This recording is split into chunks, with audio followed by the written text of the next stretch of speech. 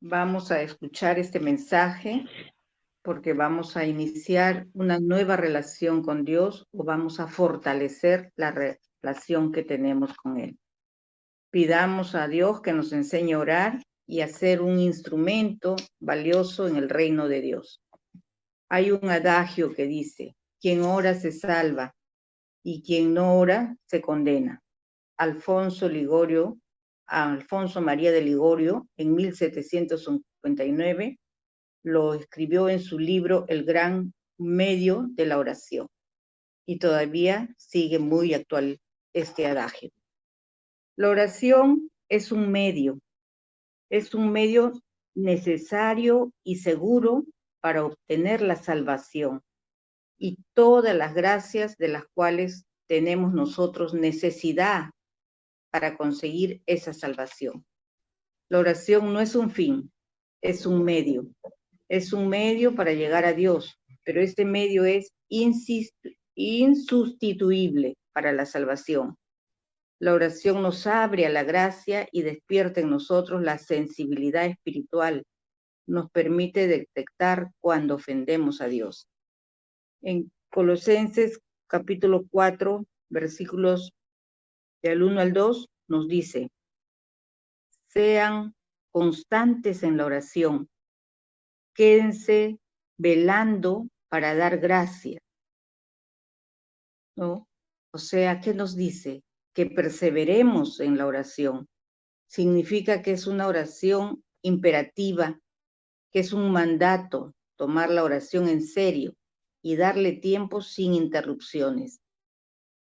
Pensar siempre en lo que vamos a decirle a Dios. ¿Cuántas personas dejan la oración para el último momento o lo dejamos para el último momento? Lo mejor es dedicarle tiempo a Dios. Y cuando hablamos de la oración cristiana, hablamos de aquella oración donde no se repiten mantras, donde no se hacen invocaciones a falsos dioses, porque nosotros los cristianos nos dirigimos a Dios trino y uno, que nos reveló a Jesucristo. Cuando nos dicen que perseveremos y que aumentemos la oración, no solo en cantidad, sino también en profundidad. Aumentarla hasta que la oración se vuelva alegría, sentir que colma esa alegría y que es una colma pletórica. Por eso la oración tiene que salir del corazón honesto que ama a Dios y que quiere amarlo solamente a Él. La oración, entonces, es un evento muy importante porque es hablar con Dios, relacionarnos con Dios, dialogar con Él, soberano del universo, con todo poder y todo conocimiento, que sabe lo que estamos pasando, pensando y sintiendo. Nosotros dependemos de Dios para todo en la vida, por lo tanto, la oración no debe ser algo extra o algo anexo en un momento, sino algo primordial. Tenemos necesidad de Dios y que Él nos ayude a entender su palabra. La oración también la consideramos como un escudo porque nos protege de la ansiedad, de la preocupación, porque en medio de nuestro temor, Dios nos recuerda que Él es el Dios de la gracia, que Él tiene todo bajo control y que de algún modo se encargará de todo. Nos da valentía para enfrentar desafíos. Para sus hijos, Dios no pone nos pone un límite a esas cargas, y algunas cargas son muy grandes, pero Dios las controla y también controla la fuente de esas cargas. Una de las razones por las que no oramos es el pecado. Y cuando hay pecado en nuestra vida, no estamos propensos a querer estar en la presencia de Dios, al menos que estemos dispuestos a arreglar las cosas con Él. En la primera de Tesalonicenses, capítulo 5, del 17 al 18, dice, oren sin cesar y den gracias a Dios en toda ocasión. Esta es la voluntad de Dios para con vosotros en Cristo Jesús. Orad sin cesar significa que la oración es prioritaria. Es decir, cuando decimos prioritaria, es decir, que tiene una posición de importancia, ¿no? Todos tenemos prioridades en la vida. Y esto implica que tenemos que tener a la oración como lo primero en nuestra vida, ¿no? Implica también frecuencia, es hablar con el Padre Celestial, no es susurrar todo el tiempo. Prioridad quiere decir recurrencia continua de algo. Por ejemplo, cuando nos levantamos, hacemos una oración. Preparamos los alimentos, hacemos oración. Salimos, agradecemos al Señor y en el camino y cuantas veces necesitamos, ¿qué le pedimos a Dios? Que nos dirija, que nos acompañe, que nos dé la sabiduría para tomar las decisiones, para tomar la mejor decisión, y nos acostamos orando y nos despertamos orando, ¿no? Entonces, esa oración genuina debe basarse en la humildad, que no somos aceptados por nuestra conducta, sino por la misericordia de Dios.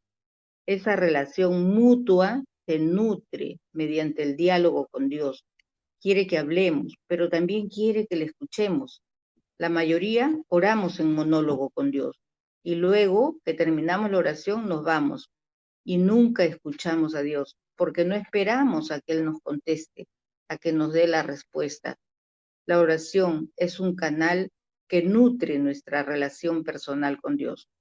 Cuando guardamos silencio y escuchamos a Dios, cultivamos intimidad con Él, sentimos su amor como si nos estuviera abrazando.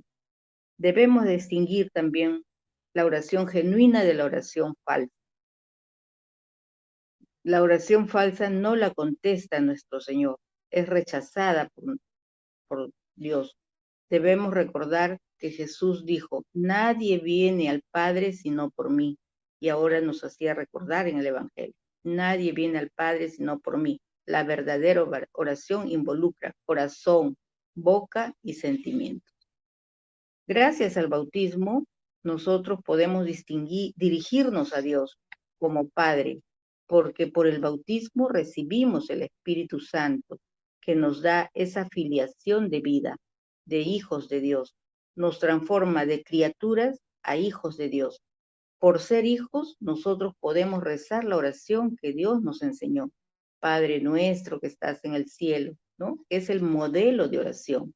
La oración es la actividad más provechosa. Recordemos que es el método por el cual Dios suple todas nuestras necesidades y todo lo que nos hace falta, conforme a sus riquezas y glorias en Jesucristo. Dios nos consuela en tiempos de prueba y dolor mediante la oración. Dios nos afirma su presencia, está dispuesto a ayudarnos.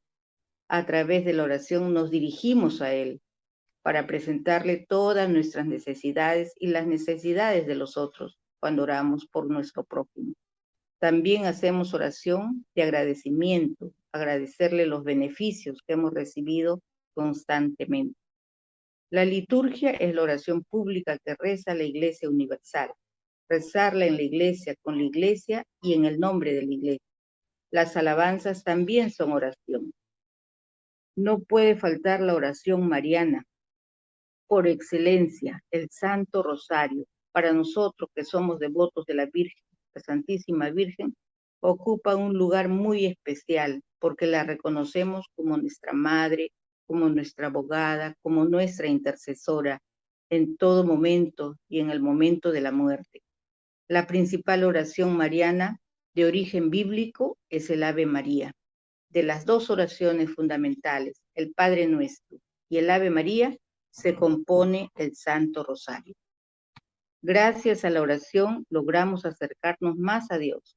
La oración es el único camino al Padre, pero no solo al Padre, sino también al prójimo. Es decir, nos lleva a unirnos a Cristo y al mismo tiempo a unirnos con otros. La oración de corazón es una tradición espiritual que nació en los monasterios de Sinaí. La oración al corazón es un encuentro donde se tiene el deseo continuo de Dios. Decididamente, Dios hace milagros cuando rezamos y le pedimos de corazón, cuando lo hacemos abriéndonos a la acción de Dios, confiados en Dios, no poniéndole peros ni condiciones. Si hace milagros en nosotros, también hará los milagros a través de nosotros. Nuestras oraciones de intercesión servirán a esas personas que están alejadas de Dios.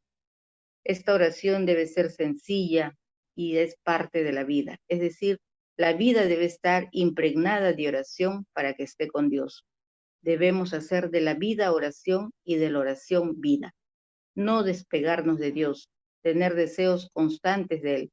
Cuando dejamos de orar, hacemos que el Espíritu Santo deje de respirar y al final matamos al Espíritu Santo.